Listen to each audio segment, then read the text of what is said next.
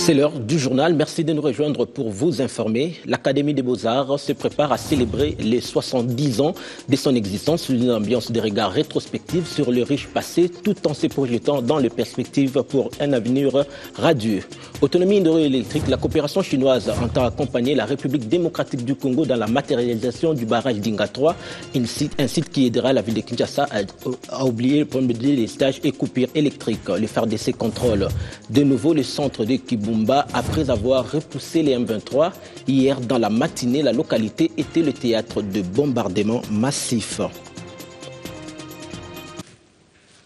C'est tout pour le sommaire, mesdames, messieurs. Bienvenue dans cette session d'information. 2 mois après la trêve qui avait permis la reprise de pourparlers de paix de Kampala, les combats entre l'armée congolaise et les mouvements rebelles du M23 ont repris hier, 23 octobre à l'aube. Une fois de plus, le Rwanda accuse le FARDC d'avoir bombardé son territoire et menace devant les Nations Unies d'intervenir directement en territoire congolais. Patrick Saloua est en ligne en direct de Goma pour nous relater le fait. Les FARDC sont toujours en position de force du côté de Kibumba. Ils ont pris depuis hier soir une déposition des M23 à Kibumba dans ce qu'on sait que nous appelons ici Kibumba Centre. Les affrontements ont eu lieu ce matin, mais jusque-là, on ne sait pas encore comment ça évolue. Mais du côté de Kiwanja, nous apprenons que toute la population était chez elle parce que les affrontements se déroulent à 10 km de Kiwanja. Et on aurait appris que ça serait entre les Maï Natura avec les rebelles du M23. Jamais guerre sans victime et le plus touché, les réfugiés, en l'occurrence, font l'objet d'un cri d'alarme de la part de l'organisation non gouvernementale Médecins sans frontières qui dénonce l'agression à répétition contre les populations de l'Ituri, une situation très précaire auquel les populations sont confrontées. Reportage. C'est une sonnette d'alarme que tire Médecins sans frontières. L'organisation médicale constate un niveau d'aide humanitaire largement insuffisant pour répondre aux besoins les plus urgents de déplacés et appelle ainsi à une plus forte mobilisation. En effet, depuis le 21 octobre dernier au Sibirum en province orientale, les affrontements s'intensifient. Les MSF appellent les parties au conflit au respect des populations civiles et à l'intégrité des structures sanitaires. Dans son communiqué de presse daté de ce jeudi 24 octobre 2013, Médecins sans frontières fait savoir que plus de 100 000 personnes ont été forcées de fuir leur foyer et vivent dans la peur des tirs et de pillages systématiques. Cette situation est inacceptable, a soutenu un cadre du MSF.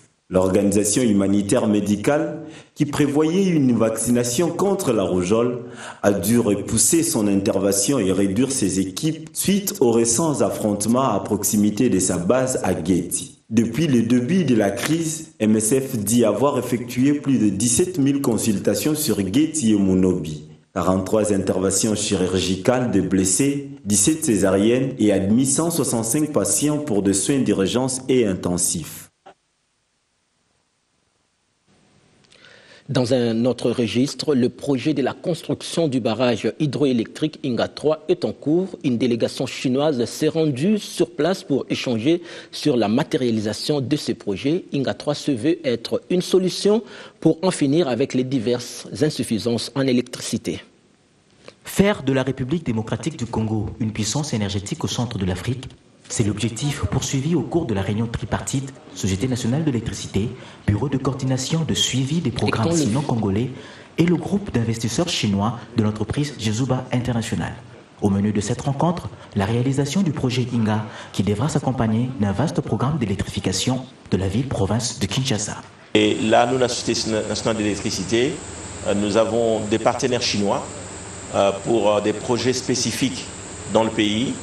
Et comme vous le savez, ici nous sommes à la coordination sino-congolaise. Nous avons par exemple un projet très important qui concerne la ville de Kinshasa. Arriver donc à refaire complètement les réseaux de distribution, assurer également son extension, de telle manière à bénéficier de l'apport de la deuxième ligne qui va arriver d'Inga. Donc c'est un projet assez important et qui est évalué à 800 millions de dollars. L'entreprise chinoise Jesuba International, partenaire de la Société nationale d'électricité dans ce projet, devra dans les prochains jours s'atteler à mettre en exécution ce programme. Le mois prochain, les partenaires chinois vont nous indiquer la date exacte où cet accord de financement pourrait être signé. Évidemment, il passera par le gouvernement, notre gouvernement. Donc là, nous sommes en train d'attendre le mois de novembre qui vient pour avoir les indications de Chinois à quand l'effectivité de ce financement. Mais déjà, le mois prochain, il est possible qu'ils envoient déjà des techniciens pour commencer les études d'exécution de ces projets de Kinshasa. Ce énième partenariat Chine-République démocratique du Congo, facilité par le Bureau de coordination de suivi des programmes sino-congolais, vient renforcer une fois de plus cette coopération sino-congolaise qui date déjà de 6 ans. Le finance s'associe aux infrastructures. Il s'en dégage un dynamisme capable d'impulser le développement de la nation. Et à cet effet, le ministère des Finances et celui des ITPR ont pactisé sur la réhabilitation du tronçon Bachamba-Pont-Luangi. Cette route nationale numéro 1 est l'émanation de la coopération entre l'Union européenne et le gouvernement pour un montant estimé à 80 millions d'euros, somme qui sera pris en charge par le 10e Fonds européen de développement.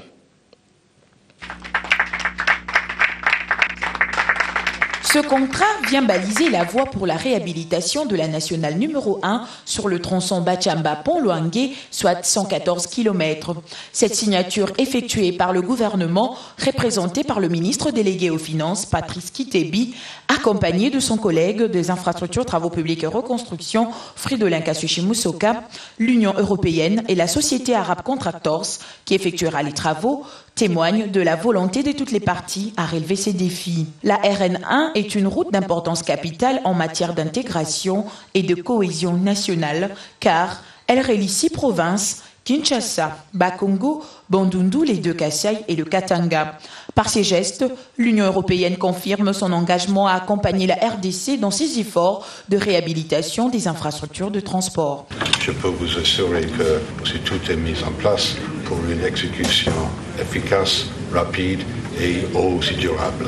Fridolin Kasushi-Musoka, ministre en charge des ITPR, ne peut que se réjouir car la réhabilitation de la nationale numéro 1 avec les bitumages de l'axe Bachamba-Luangi est une grande avancée dans le programme des réunifications du pays par la voie routière. Ce sera une chaussée souple avec l'arbre dense et qui va s'étendre sur 114 km et elle aura comme couche des fondations, des matériaux bien sélectionnés qui ne sont pas faciles à trouver dans la région concernée par, disons, la route.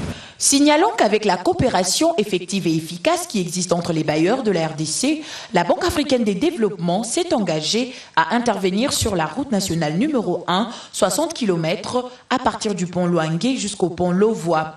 Le 11e Fonds des développements européens prévoit quant à lui de couvrir 150 km de Chikapa jusqu'à Mbuji-Mayi.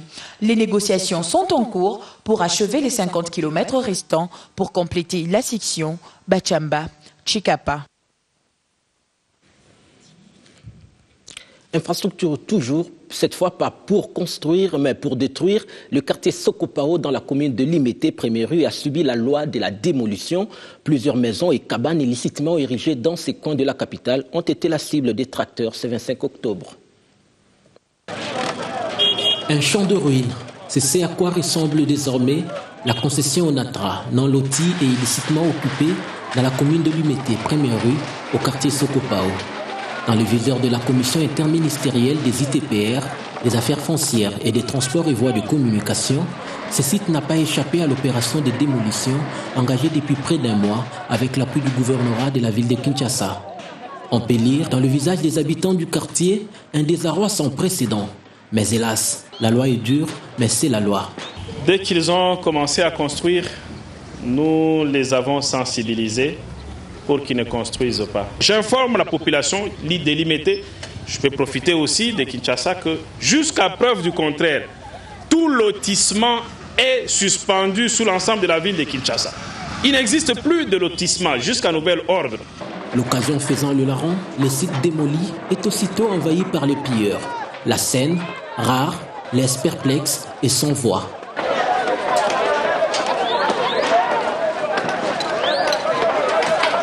Mais à qui la faute? Qui a vendu ce terrain? Des questions qui n'ont pas tardé à trouver réponse. Cet endroit ne peut être vendu. Si vous vous entêtez et achetez, vos maisons seront détruites.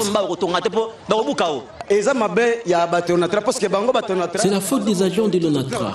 Ils vendent et on nous détruit. C'est devenu un business pour eux.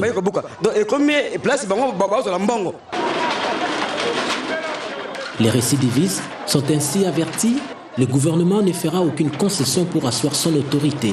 Un homme averti en vaut deux.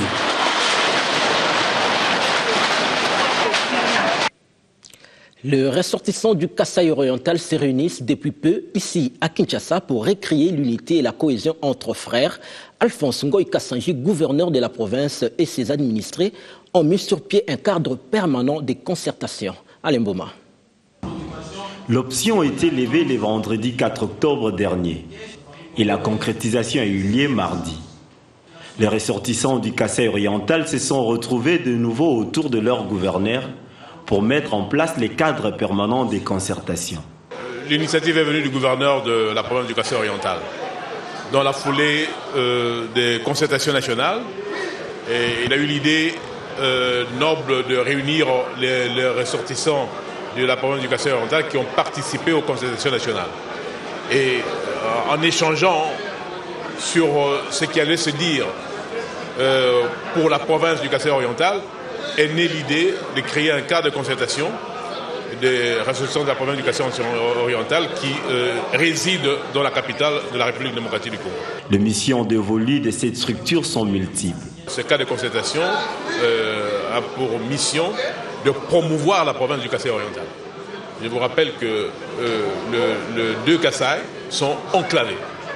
Et l'enclavement pose un gros problème de sous-développement. Les deux provinces ont de la peine à décoller, tout simplement, parce que la cause première est l'enclavement. Et c'est pour cette raison qu'il faut tout faire pour accélérer le décollage des deux provinces, qui sont au cœur même de la République. Parce que si rien n'est fait, nous allons encore perdurer dans une situation de calamité. Une initiative saluée à sa juste valeur. C'est une initiative allouée de la part du gouverneur et il faut l'encourager. Il faut que nous tous, les fils et les filles du Kasaï oriental, nous puissions nous tenir la main dans la main et parler développement tout court, quelles que soient nos couleurs. C'est ça qui est important. Les Est-Kassaïens sont convaincus qu'unis, ils pourront développer leur province. La campagne de la distribution des moustiquaires imprégnés s'est élargie et l'opération a atteint hier le camp militaire Kokolo. Des familles ont reçu gratuitement ces précieuses couvertures contre les moustiques, principaux vecteurs du paludisme. Ce ne sont pas leurs armes à feu qui les mettront à l'abri de la malaria et ses conséquences fâcheuses. Eux, ce sont bien les militaires. Ils ont été sensibilisés ces jours en vue de mieux se prémunir du paludisme. L'initiative est du comité interétatique de défense et de sécurité des santé militaires de la SADC. Donc c'est un grand ennemi et nous devons le combattre. Je suis heureux qu'aujourd'hui nous ayons deux éléments de combat contre cette maladie. Le moustiquaire imprégné d'insecticides, que nous allons tout faire pour que le militaire puisse l'avoir à tout moment, partout où il est. Et aujourd'hui, le livret du soldat. Ça va apprendre aux soldats comment se protéger contre la malaria et par conséquent, comment augmenter sa combativité. Pour être plus concret, des moustiquaires imprégnés d'insecticides et des ouvrages de sensibilisation ont été distribués aux militaires. Nous avons pensé travailler avec le FARDC parce que, je venais de le dire, le FARDC constitue un moteur de sensibilisation dans la lutte contre le paludisme et aussi dans beaucoup de maladies. Et le général venait de le dire, nous avons dans le portefeuille Sanofi de médicaments contre l'hypertension et nous venons dans la sensibilisation contre l'hypertension, mais globalement aussi dans les maladies cardiovasculaires. Ainsi armés, ces hommes en armes ont suffisamment d'arguments pour bouter hors de leur caserne le paludisme. Et santé toujours, sachez que l'utilisation abusive des produits éclaircissants Et de l'hydroquinone dans un pays tropical comme la RDC peut causer de graves problèmes de pigmentation, au risque même d'attraper un cancer de la peau. Plusieurs Quinois sont touchés par cette dépendance. C'est un constat que nous fait Fezamika. La mode et le désir de paraître très beau poussent les hommes et les femmes à utiliser des produits éclaircissants qui blanchissent la peau, mais créent à la longue de nombreux problèmes sur le corps et la santé humaine, parmi lesquels des brûlures, des vergetures et même de tampons sur le visage. Ces brûlures et ces tampons sont un problème pour la santé. La dépigmentation de la peau, le fait de se blanchir, est un phénomène visible dans plusieurs pays d'Afrique, notamment en République démocratique du Congo. Cette pratique détruit la mélanine qui protège la peau des rayons ultraviolets du soleil. Véritable problème de société et de santé publique, la dépigmentation mérite d'être bannie de la culture africaine afin de valoriser la peau noire. Les conséquences sur l'épiderme qui laisse apparaître des traumatismes sur la beauté poussent les victimes à se couvrir, se cacher et à avoir honte de s'afficher en public. Il est pourtant facile de ne pas tomber dans ce problème en évitant des produits éclaircissants. Pour tout dire, pour avoir une belle peau, il existe de lait de beauté non éclaircissant dépourvu de l'hydroquinone. Des images à interpeller plus d'un. Parlons maintenant de notre chapitre de la salubrité visuelle. L'hôtel de ville de la ville de Kinshasa se débarrasse de la mauvaise publicité. Le panneau placé anarchiquement et autres bâtisses placées publiques sont étouffants, d'où la nécessité de les enlever. C'est un reportage de Constaté Tamboué. Il s'agit du désaffichage des panneaux publicitaires montés en violation des standards sur les immeubles qui longent le boulevard du 30 juin. Des bâches avec impression publicitaire causent étouffement et montée de chaleur dans les appartements et bureaux de ces grands édifices. L'opération s'est effectuée dans une totale satisfaction des occupants. Maintenant, on est soulagé, parce qu'on peut voir clairement, étant donné que ça apportait une certaine obscurité au niveau des bureaux. Il y avait les fenêtres, on ne voyait pas bien. Même si on pouvait ouvrir les fenêtres quand les courants partaient de temps à autre, on ne pouvait pas bien respirer, étant donné que cela faisait comme une barrière.